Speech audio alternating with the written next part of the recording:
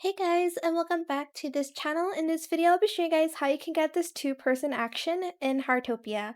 So if you go to the event section here, there's the shoot hearts.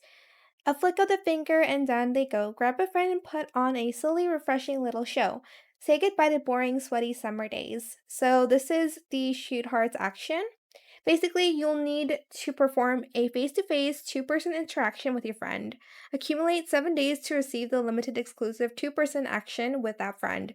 So I've done that with one of my friends here. She's offline right now, but as you can see, I've interacted with her 7 times and I have the action, but it is only exclusive with that person, so you cannot have this action if you don't like, I guess, do the like 7 times thing with other people, I guess.